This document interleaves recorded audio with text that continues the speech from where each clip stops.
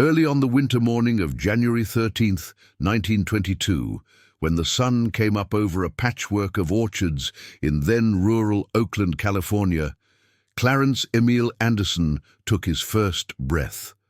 For the rest of a century, the wiry boy who answered to the nickname Ibud would be propelled by that same restless air, drawn toward anything that flew.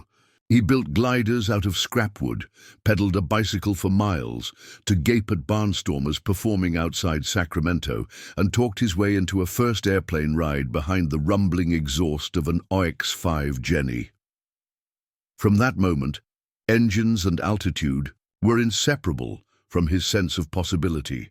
He scrubbed grease off spark plug threads at a local airstrip for the promise of stick time, pulled frames for school wrestling to earn enough muscle to handle control cables, and read every line of Air Corps magazine he could find in the public library. By 19, he had a civilian pilot's license and a determination hardened by the knowledge that a wider war in Europe would soon demand every skill he could learn.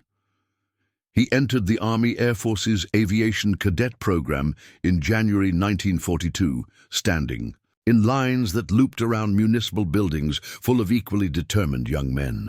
The process sifted out thousands through academics, medical inspections, and the unspoken test of stamina demanded by barracks heated only by faith and wool blankets. Anderson thrived, progressing from primary trainers at Tuscaloosa through Texan, advanced trainers at Luke Field, Arizona. In September 1942, he earned his pilot's wings and a second lieutenant's bars, slipped them into his breast pocket, and wired home. Made it. Heading for fighters. Fighters, sleek, single-seat frontline machines, were where the war tested individual nerve and collective doctrine in 4-second bursts of 50-caliber fire. By late 1943, the new P-51 Mustang was proving itself over. Europe and Anderson's 357th Fighter Group began forming at Tonopah, Nevada, before moving across the Atlantic. The 6-day ocean voyage placed him on a storm-battered troopship that smelled of sweat, coal smoke, and anticipation. When he stepped onto the damp platform at Stone, Staffordshire, he tasted cold English fog for the first time. RAF Leiston, in Suffolk, would become home. There, as ground crews unpacked crates of spare Merlin engines and winter parkers, Anderson met the men on whom his life would depend. Crew Chief Joe Red Grant, armorer Vernon Karp, and a teenage English polisher, everyone called Smudge, who swore he could see prop wash with the naked eye. They painted Old Crow in block script under the exhaust stacks, after a Kentucky bourbon the pilot had never tasted, and began scratching dates of completed missions beneath it. The 8th Air Force was losing bombers faster than the factories could replace them. The daylight offensive needed an escort fighter with the range to shepherd B-17 flying fortresses all the way to Bremen, Berlin, and back. The Mustang delivered, and its performance invited aggressive tactics. On February of 1944, Anderson saw Germany for the first time, a snow-dappled landscape bristling with flak bursts. He felt a quickening as neat rows of Messerschmitt Bf-109s swarmed from the sun, their tan noses flickering cannon fire at the silver bomber stream 2,000 feet below. Throttles forward, gun sight brightened, he rolled inverted and dove. The first mission ended with no enemy fighters destroyed, but no bombers lost in his sector, a modest beginning that felt, in the mess hall that night, like victory enough. The duel that would come to define his European tour unfolded on June 29, 1944, as the 357th covered a heavy raid aimed at oil refineries near Magdeburg. At 25,000 feet, the cold gnawed even through electrically heated suits. Anderson's flight of 4, running low on fuel, angled south to clear remaining Luftwaffe patrols before turning west toward the Channel. Over the town of Halle, he spotted 8 silver-gray Bf-109Gs climbing hard beneath scattered cloud. They were fresh, climbing into a sun arc that would let them pounce on the straggling bombers. Instinct and training fused. He called tally-ho, rolled inverted again, and slammed the stick forward into a high-speed dive. He firewalled the throttle, pushed the nose down 40 degrees, felt the Merlin creak past 3,000 revolutions per minute, and gained 15 knots in the blink of an eye. The first German pilot never saw him. A 2-second burst at 300 yards smashed through the 109's engine mounts. The fighter became a funeral pyre that shuddered and fell away. Anderson flattened out, skidded into the blind spot of a second 109, and squeezed again. This time the enemy broke left, black smoke obscuring the canopy as glycol poured out. A third opponent tried to climb vertically out of danger. Anderson followed, riding the velocity vector until his guns chewed the tail section. 3 victories in less than 4 minutes, all while keeping wingmen close enough to prevent surprise attacks from above. Discipline in the midst of chaos. By the time he rejoined the bombers, he had expended half his ammunition but preserved every fortress in his care, yet he never romanticized the experience. When bombers went down, entire crews vanished in blossoms of flame.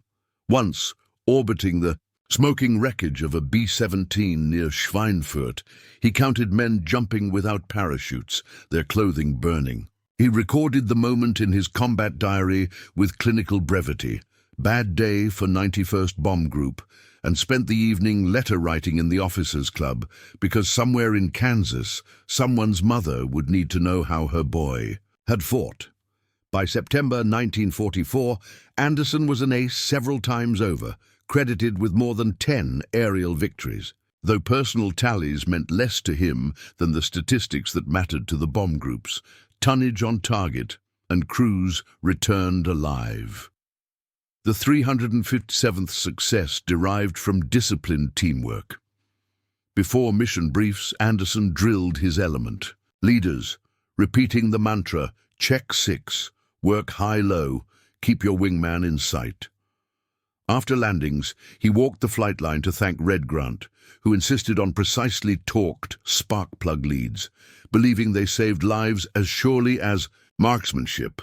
Whenever Anderson scored a victory, he chalked a tiny crow on the fuselage. Whenever the group lost a pilot, he poured a double shot of coffee into an empty canteen cup and drank in silence.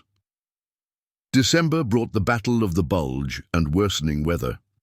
Ice-coated Mustang wings so thickly that mechanics attacked airplanes with wooden mallets before takeoff. On Christmas Eve, Anderson escorted B-24s toward Germany, low sun, dazzling snow-covered forests. The Luftwaffe, now desperate, hurled jet-powered Me-262s at the bomber stream. Anderson could not match the jets in level flight, but he could ambush them during landing approaches. Near Rhine, he managed a pass on a 262, his gun camera capturing flashes as rounds struck the starboard nacelle. The German jet staggered, but escaped. Anderson logged the encounter as a probable and shrugged it off, more relieved that his bombers were already feet wet over the channel. His final combat sortie on January 15, 1945, ended almost prosaically. A long escort run to Berlin, where enemy resistance had dwindled to ragged flights of green trainees. He felt a strange melancholy taxiing in, shutting down Old Crow and realizing that the next man to lift the canopy would do so not in anger, but to prepare the aircraft for a return voyage to the United States. He was 23 years old, possessed of reflexes honed to a razor's edge, yet grounded by the sobering recognition that many friends, Kit Carson, John England, Loren Doc Evans, would never again hear an engine startup checklist. Stateside, Captain Anderson transitioned, first to P-51Ds for pilot training duty, then to the jet age at Wright Field. As a test pilot, he strapped into everything that carried wings: the F-84 Thunderjet that killed men with unexpected pitch-ups, the needle-nosed F-104 starfighter that outpaced bullets, even giant B-25 Mitchells, re-rigged for complex G-load tests. Chuck Yeager, one of his contemporaries, described Anderson as a gent with ice water in his veins and perfect hands. The compliment did not inflate Bud's sense of self. He simply adapted, recording flight data with an engineer's precision and teaching younger pilots that the purpose of experimentation was to write checklists so the next generation might avoid fatal surprises. In 1953, the Korean armistice left the world braced for Cold War. Anderson commanded a squadron of F-86H Sabres at Misawa, Japan, flying barrier patrols so close to Soviet airspace that the Alaska-based DEW line occasionally misidentified the formations as intruders. During those dusk patrols, he confronted a new reality. War might now open with nuclear weapons, and the first blow could leave no time for the kind of chivalric aerial jousts he had once fought. The only remedy, he believed, was unmatched readiness. Maintenance logs in his command became as scrutinized as gunnery scores. Vietnam tested that creed. Promoted to colonel, Anderson took command of the 355th Tactical Fighter Wing at Takli Royal Thai Air Base in 1970, inheriting a battered F-105 Thunder Chief fleet. The heavy fighter bombers had been designed to streak low and fast under Soviet radar. Over North Vietnam, they encountered radar-guided SAMs and anti-aircraft guns that learned quickly. Anderson tackled sagging morale by taxiing out first on the earliest morning frag orders, leading the opening strike himself. He flew 25 combat missions, emphasizing disciplined formations that reduced losses by a measurable percentage. Some officers called the approach old-fashioned. The sortie survival rate said otherwise. After 3 decades, he retired from active duty in March 1972. But flight did not retire from him. McDonnell Douglas hired him as a flight test manager, and civil life afforded time to restore a Mustang painted in the familiar brown and yellow of Old Crow. At air shows across the American West, he performed precise, understated routines, refusing the knife-edge passes popular with flashier exhibitors. Spectators sometimes asked whether the Triple Ace had ever been frightened in combat. Of course, he told them, courage is discipline applied to fear, not its absence. The nation remembered too. In 1990, Anderson collaborated with historian Joseph P. Hamelin on the memoir To Fly and Fight, a plain-spoken account that became required reading in Air Force classrooms. In 2008, the National Aviation Hall of Fame inducted him. 7 years later, as part of the American Fighter Aces Act, President Barack Obama presented him and surviving aces with the Congressional Gold Medal. Most dramatic of all, on December 2, 2022, a special order signed by the Secretary of the Air Force promoted the centenarian to Honorary Brigadier General during a ceremony at the Aerospace Museum of California. The applause shook the hangar. Anderson raised a right hand still steady enough to fly. His legacy lives in artifacts. Yes, the preserved gun camera films, the bent oxygen mask he yanked off after a desperate climb, the Old Crow restoration that gleams today in olive drab. But more enduring is his philosophy, that a fighter pilot's purpose is not thrill or vengeance, but protection. Anderson's 16 and a quarter victories are numbers. The ordinary bomber crews who reached home because he refused to leave their sides are flesh and blood. He drilled elbow curves on blackboards for maintenance apprentices, convinced that a perfect hydraulic line saved more lives than the deadliest burst of gunfire. World War II dogfights have gained a varnish of nostalgia, helped along by colorized film and console game recreations. Anderson rejects easy romance. He remembers shattered canopy glass embedded in leather flying gloves, remembers the loneliness of turning for home after the last bomber had crossed the Zuiderzee, knowing his own fuel state balanced on mathematics, calculated by an overworked lieutenant back at Leiston. He remembers February 20th, 1944, when Lauren Evans spiraled into cloud north of Leipzig, calling "Tell Mary I love her" on the radio. Preparation could tilt the odds. It never guaranteed return.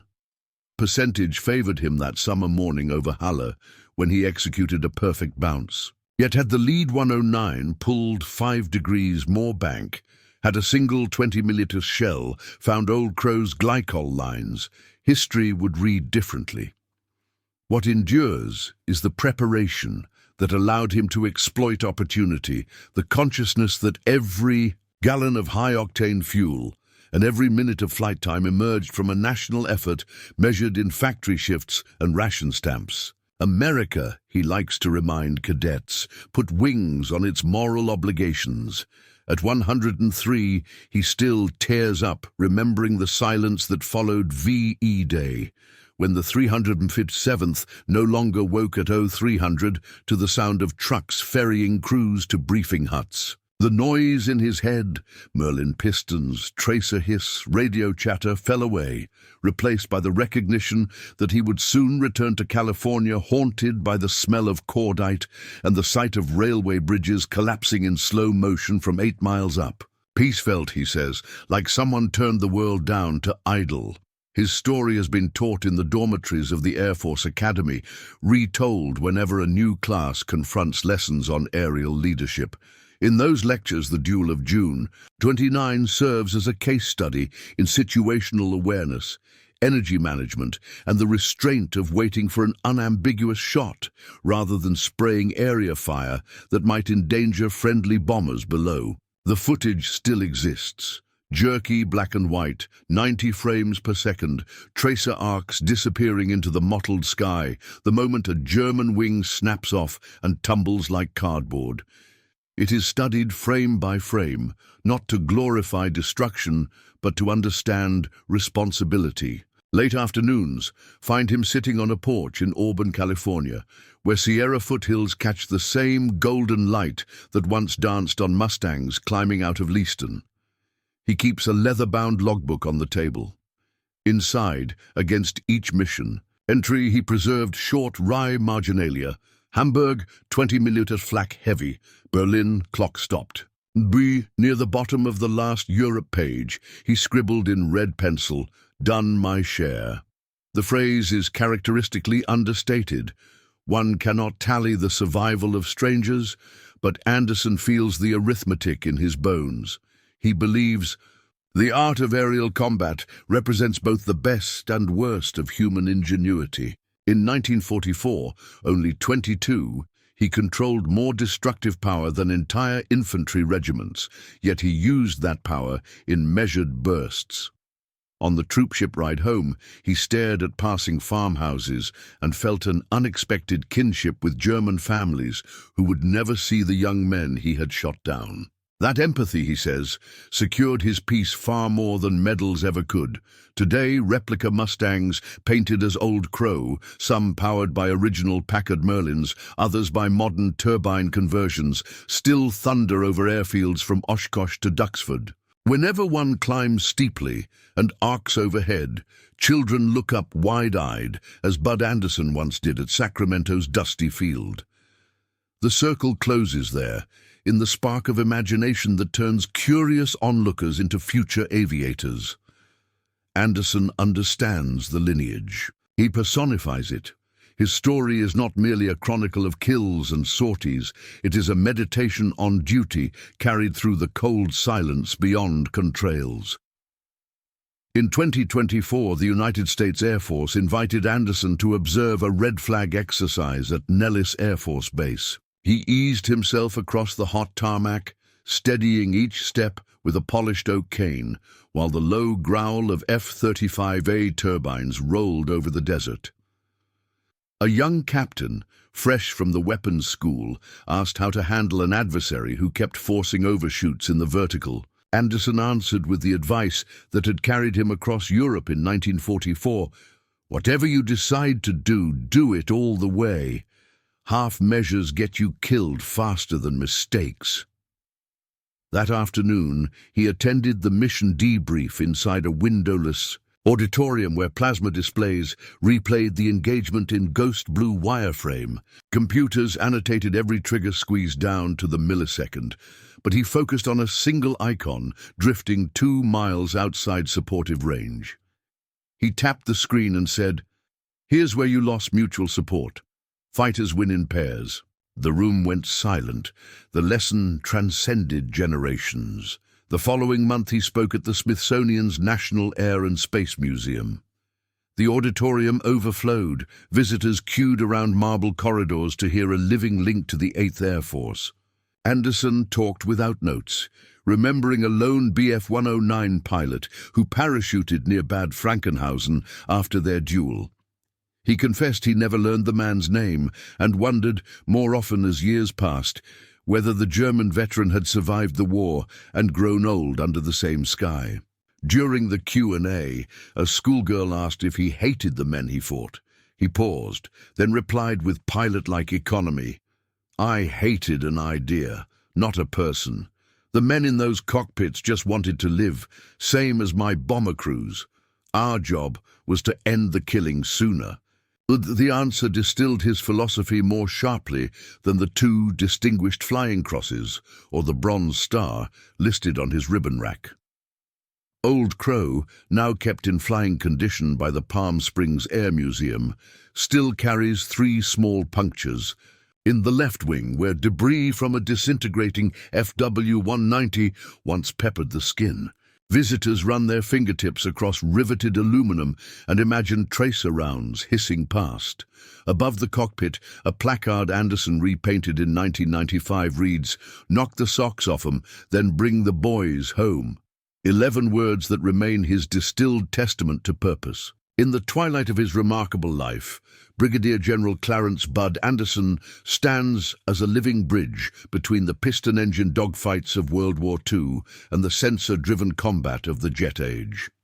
His 16 confirmed victories, flawless escort record, and later stewardship of test and combat wings illustrate how disciplined preparation, respect for teamwork, and unwavering moral purpose can elevate individual skill into a force that safeguards thousands. Anderson's philosophy, that a fighter pilot's true mission is protection, not glory, resonates as powerfully in today's cockpits as it did over the flak-torn skies of Germany. Yet his legacy reaches far beyond statistics or medals.